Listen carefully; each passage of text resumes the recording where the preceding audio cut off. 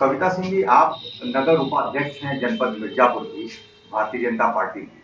तो ऐसे में आपको लगता है कि जो समय बीता है वो आने वाले चुनाव में भारतीय जनता पार्टी के लिए मुश्किल खड़ा कर सकता है?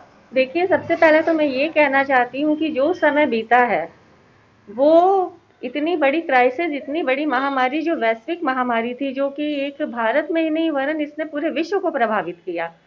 और जिस हिसाब से भारत में इसको हमारे यशस्वी प्रधानमंत्री जी ने जिस हिसाब से इसको जमीन पे कार्य करके और इसको जितनी तेजी से आया उतनी ही तेजी से इस पे कार्य किया, और इसको रोकने का और इसके रोकथाम के लिए जो भी प्रयास किए वो प्रयास कहीं ना कहीं से सफल हुए।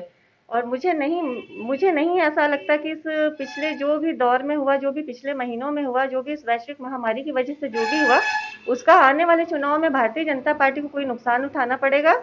वरन इसके विपरीत भारतीय जनता पार्टी को इसका और भी बड़ा फायदा मिलेगा, क्योंकि आम जनता ये जानती है कि वो किस तरीके से कितनी क्राइसिस से परेशान हुई, जूझ रही थी। और जहां तक कि मैंने भी अध्ययन किया है, मैं भी देखती हूँ, मैं भी पढ़ती हूँ, और मैंने देखा है कि बड़े बड़े विश्व जिनको कि कहा जाता है कि उनके पास न तकनीकी की कमी है न संसाधनों की कमी है, उसके बाद भी भारत जैसा देश जहाँ की तकनीकी और संसाधनों की कमी मानी जाती है और जनसंख्या जहाँ की बहुत ही ज्यादा है, विश्व के कई देशों को मिला के भारत की अकेले जनसंख्या है, और उस जनसंख्या वाले देश में भी कोरोना से भले ही मृत्यु हुई हो, लेकिन भुखमरी से यहाँ किसी की मृत्यु नहीं हुई। ये सबसे बड़ी उपलब्धि हमारे यशस्वी प्रधानमंत्री जी की है। और आज भी आप देखिए तो ये नवंबर तक में प्रधानमंत्री जी ने 80 करोड़ से ज्यादा लोगों को मुफ्त में राशन मुहैया कराने की व्यवस्था की है, और वैक्सीनेशन की मुफ्त में व्यवस्था की है। 1,000 रुपए महीने जो ठेले खुमचे जितने भी निचले तबके के लोग हैं उनको देने की व्यवस्था की है। तो ये सारी व्यवस्थाएं करने से मुझे नहीं लगता कि भारतीय जनता पार्टी को कोई नुकसान उठाना पड़ेगा।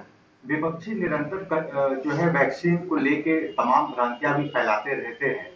तो क्या उससे भी कुछ फर्क पड़ा है वैक्सीनेशन प्रक्रिया को आगे बढ़ाने में? देखिए, मुझे तो ऐसा लगता है कि ये तो वो खुद ही हाथ से प्रद इस चीज को कर देते हैं कि खुद कहते हैं भाजपा की वैक्सीन है, उसके बाद खुद ही वो उस वैक्सीन को लगवाते हैं। तो अगर उन्हें उस वैक्सीन पे भरोसा नहीं था या उन्हें उस वैक्सीन में कोई भी त्रुटि नजर आ रही थी तो उन्होंने खुद ही क्यों इसको लगवाया? सबसे पहले तो उन्होंने खुद उदाहरण प्रस्तुत कर दिया कि वैक्सीन उतनी ही कारागार है जिसको जितना इसको बताया जा रहा है। अगर ये विश्वसनीय नहीं होती, ठीक नहीं होती, तो वो खुद भी मुलायम सिंह जी ना लगवाते, अखिलेश जी ना लगवाते, और भी जितने भी तमाम विपक्षी गण हैं, राहुल गांधी जी ना लगवाते, कोई नहीं लगवाता। क्यों लगवाया उन्होंने फिर? अगर आपकी बात सही है, अगर ये माना जाए कि ठीक है, बीजेपी की सरकार ने कोरोना जैसे विपरीत काल में बहुत बढ़ चढ़ के लोगों की मदद की है, तो क्यों नहीं लोगों की ये मांग पूरा कर लेते कि कम से कम जो किराएदारी थी उसको किसी तरीके से कंपनसेट किया जाए, लोगों के बिजली का बिल जो है वो माफ किया जाए। क्या इस दिशा में आप लोगों ने कोई प्लान नहीं किया? देखिए, बिजली का बिल माफ करने की बात है जहां तक, तो बिजली का बिल माफ करने जैसी कोई चीज नहीं होती है, पहली बात तो, क्योंकि बिजली का बिल या इस तरह की चीजें अगर हम माफ कर देंगे तो सरकार जितनी सुविधाएं, जितनी चीजें, जितनी मुफ्त में मुहैया करा रही है वो कहाँ से आएगा? कोई भी सरकार अपने कोई कुबेर का खजाना तो किसी सरकार के पास होता नहीं है। तो अगर हमें कहीं ना कहीं से तो उसको एडजस्ट करना ही पड़ता है ना। और रही बिजली के बिल की बात, तो कोरोना काल में, पिछले कोरोना से इस कोरोना में आम जनता के ऊपर बिजली के बिल को लेकर कोई दबाव नहीं बनाया जा रहा है, न तो अभी बनाया जाएगा। सबसे बड़ा सवाल ये है कि लोग आगामी विधानसभा चुनाव में जो लगभग साल भर बाद होने हैं, जी। उसमें लोग पार्टी की नीति को देख के वोटिंग करेंगे कि या स्थानीय कैंडिडेट को देख के वोटिंग करेंगे? देखिए, स्थानीय कैंडिडेट का तो होता है महत्व, लेकिन उसके साथ साथ हमारी पार्टी स्थानीय कैंडिडेट भी उसी को लेती है जो कि पार्टी की नीतियों पे ही कार्य करता है, और पार्टी की नीतियों को, पार्टी की विचारधाराओं को, और सबसे बड़ी बात है भाजपा संगठन की पार्टी और भाजपा कार्यकर्ताओं की पार्टी है। और भाजपा के कार्यकर्ता जमीन पे उतर के कार्य करते हैं, और भाजपा का एक मुख्यमंत्री भी कार्यकर्ता की तरह ही कार्य करता है। तो मुझे नहीं लगता कोई भी कैंडिडेट होगा तो वो भाजपा के अपोजिट रहेगा या उसकी छवि अच्छी नहीं होगी समाज में।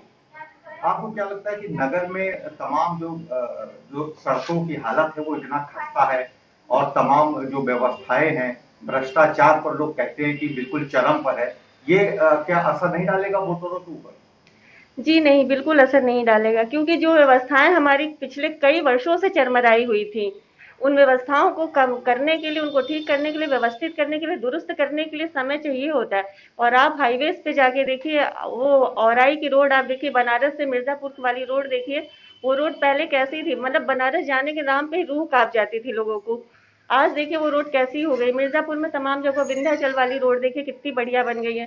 तो व्यवस्थाएं हैं, व्यवस्थाओं को सही करने में समय लगता है, थोड़ा और समय लगेगा, व्यवस्थाएं फिर से पहले की तरह हो जाएंगी, अच्छी हो जाएंगी। बहुत बहुत धन्यवाद कविता सिंह जी आपको।